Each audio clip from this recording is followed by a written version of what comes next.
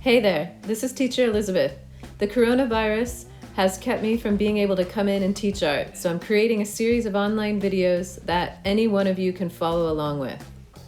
The lesson in this video will teach you about how to make a drawing look real, meaning make it look 3D even though it's on a 2D surface. And by a 2D surface, I just mean your paper. And by 3D, I just mean it pops out. And the paintings you're looking at right now, those are mine. You guys often ask me what my art looks like, so I figured I'd add some in the videos. So let's go ahead and get started. This first lesson is called Visual Perspective. Make your drawing look real. And then in this next slide, you're gonna see what it is that you will be creating. It's not necessary that you match all my colors, but please try to follow along with the drawing in the next slides. But before we start the project, I need to show you what materials you need. Real basic: pencil, eraser, paper, ruler, colored pencils. Next, I need to show you how to draw a boat. You're gonna see in this picture that the boat I'm showing you how to draw is just made up of a bunch of basic geometric shapes. Now you're gonna watch me do a drawing of a boat using those basic shapes I was just talking about. To get started, I'm just drawing a trapezoid. The next shape after the trapezoid is going to be a parallelogram. Now a parallelogram's got those parallel lines at the top and bottom, and it's a little slanted. It's a little different than a rectangle. The next shape I'm drawing is going to be a rectangular prism. It's not a cube because it's not a square that's made 3D, but it's a rectangular prism because it's a rectangle that we're making 3D. So it's essentially a box.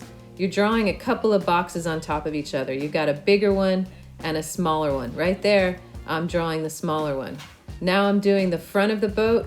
I'm just using a basic triangle. The windows for the cabin of the boat, just using ovals. Next, I'm gonna draw the sail, just using a big old narrow triangle. And after that, I just need a super long skinny rectangle to make the mast of the sailboat. I'm gonna add one little tiny detail down there around the cabin of the boat and call it done. All right, now it's your turn. You're gonna pause the video here, look at the picture in this slide, and copy what you see, using all those basic shapes combined to create a sailboat. Next, I'm gonna show you some artist tricks so that your picture will look more real.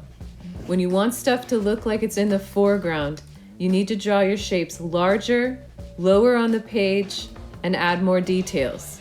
When you want things to look like they're in the background, you need to draw your shapes smaller, higher on the page, and use less detail. Using this painting from the Timken Museum of Art as an example, notice how the boats in the foreground of this picture are lower on the page, larger, and more detailed than the boats in the background, which are smaller, less detailed, and higher in the picture. Okay, now I'm going to show you the entire drawing.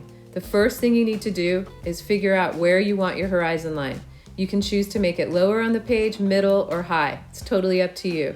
The next step after you draw the horizon line is you're going to begin with those basic shapes to draw your foreground sailboat.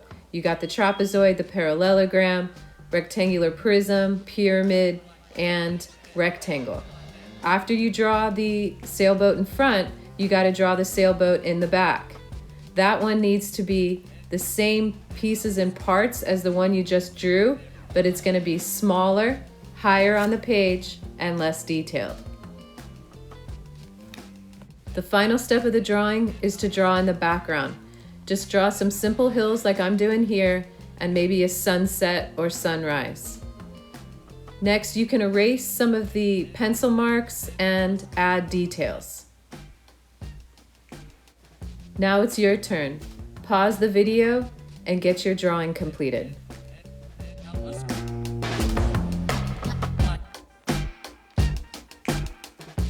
Now we're ready for the color. You're going to start in the background at the top of the page. You can match the colors I'm using, or you can use other colors. Just make sure that you overlap each new color with the previous color. So if you start with a purple, color with the purple, then color with the red, overlap the red, then go to your next color, let's say orange, overlap the orange with the red, then color in with just the orange, move down the page a little bit, get to the yellow, color in the yellow, overlap the orange, color in the sun, and as you've seen, now I've already done the mountains. I'm using blue and purple in the mountains, and then in the water, I'll be using the purple, I'll be using the blue, some of the red, orange, and yellow, because the water will be reflecting the colors in the sky. Notice how I don't fill everything in at first. I leave gaps in between the colors that I then later fill in with other colors, meaning I started with the blue and purple, left some empty spaces. Now you can see I'm filling some of those empty spaces in with the red and with the orange. One thing you gotta look out for is if you put yellow on top of any of the blue, like directly on top of the blue, it's gonna turn green. So put some red down and then put some yellow down, or have a space that's completely blank to put yellow on. Try not to put yellow on top of the blue. Now you can see that I'm coloring in the sails.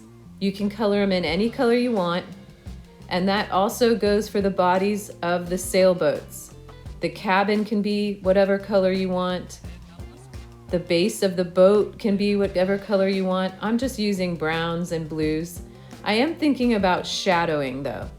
So you're gonna notice that I made the parts of the boat closer to the water a little darker. And then the parts of the boat that are a little higher up and facing the sun get a little bit lighter. That way we can get a feeling of light and shadow on the boat. Now it's your turn to color in your drawings. Be as expressive as you want, have some fun with it, and be creative.